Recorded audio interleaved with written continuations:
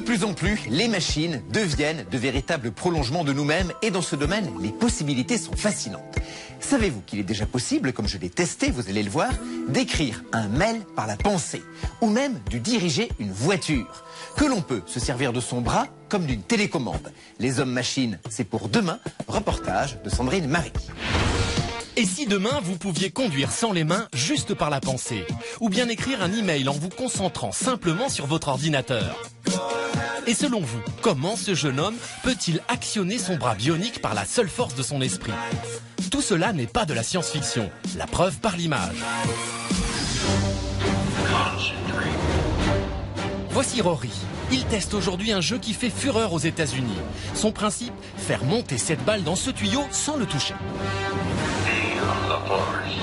Pour cela, il suffit de se concentrer et d'ordonner mentalement à la balle de décoller. En fait, il faut imaginer la balle flottant en l'air. Il faut y penser le plus fort possible. Et c'est pas très facile. Alors, en la force de l'esprit, pouvons-nous croire? Scientifique, cette expérience est-elle? Pour comprendre comment cela fonctionne, direction l'Institut national de recherche en informatique et en automatique. Anatole Lecuyer travaille sur l'utilisation des ondes de notre cerveau pour interagir avec l'environnement. Donc Laurent, je vais te demander de bouger la main droite. Et on va regarder en temps réel ce qui se passe ici dans cette représentation 3D. Donc on regarde la zone du cortex moteur ici, qui correspond à la main droite. Ça se trouve à gauche dans le cerveau et ça doit s'allumer ici, lorsque tu bouges. Une fois que le cortex gauche est stimulé, ce qui correspond au mouvement de la main droite, l'ordinateur intègre l'information, allez à droite. Détends-toi, concentre-toi, et puis bonne chance. Il faut beaucoup de concentration pour jouer avec la force de son esprit. Car il faut imaginer que l'on bouge la main gauche sans faire le mouvement pour émettre l'onde qui va ordonner au ballon de bouger. Avec ce procédé, il sera bientôt possible de tout faire et même de conduire. C'est le pari fou d'un laboratoire allemand. Regardez, c'est incroyable. Ce jeune homme conduit une voiture sans poser les mains sur le volant. La simple volonté de bouger sa main droite ou sa main gauche suffit à faire tourner la voiture dans la direction désirée. Découvrons maintenant une invention révolutionnaire, une interface cerveau-ordinateur qui permet de rédiger un mail par la force de la pensée. Mac Lesguy a voulu la tester. Bonjour. Alors, je vais donc, par la pensée, pouvoir écrire un mail, c'est bien ça? Un mail ou autre chose, un roman si vous le souhaitez, mais ça prendra un certain temps. Je suis prêt. Le défi pour Mac, écrire une phrase sans toucher le clavier. Mais pour commencer, il doit s'équiper de ce charmant petit chapeau.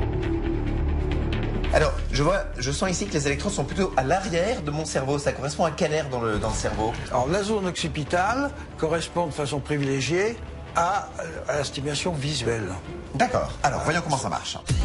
En effet, quand notre œil reçoit une information visuelle, des signaux sont envoyés à la zone occipitale qui va les interpréter. C'est donc par reconnaissance visuelle que Mac va tenter d'écrire. Regardez, sur l'écran, les lettres clignotent. Dès que Mac reconnaît la lettre dont il a besoin pour écrire son texte, son cerveau émet une onde captée par les électrodes. La lettre est alors sélectionnée et ajoutée à son texte. Résultat? Et voilà.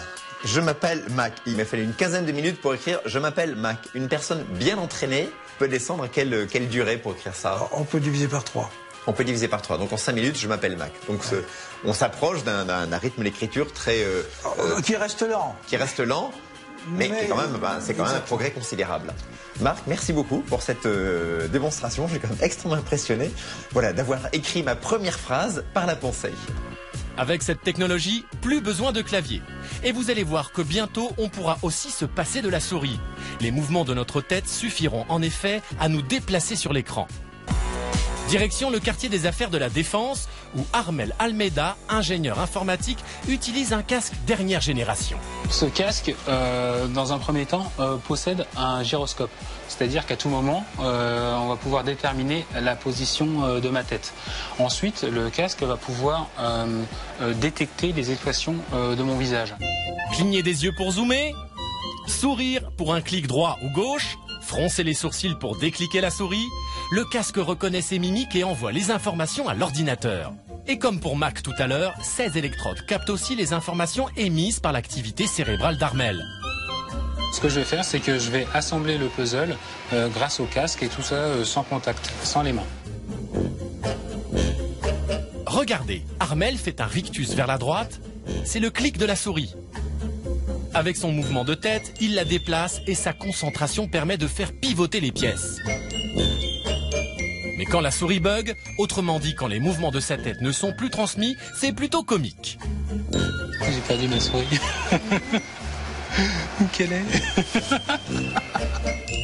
Au final, Armel a réussi son puzzle. Mais en quoi toutes ces inventions vont-elles révolutionner notre quotidien?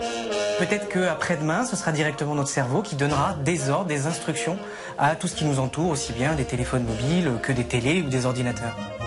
Et cette révolution technologique a déjà commencé. Voici Patrick, un jeune Autrichien de 24 ans. Électrocuté à la suite d'un accident de travail, il avait perdu l'usage de son avant-bras et de sa main gauche. Il y a un an, on lui a posé une prothèse bionique équipée de capteurs reliés à la fois à son cerveau et à des nerfs prélevés sur sa cuisse et greffés dans son bras.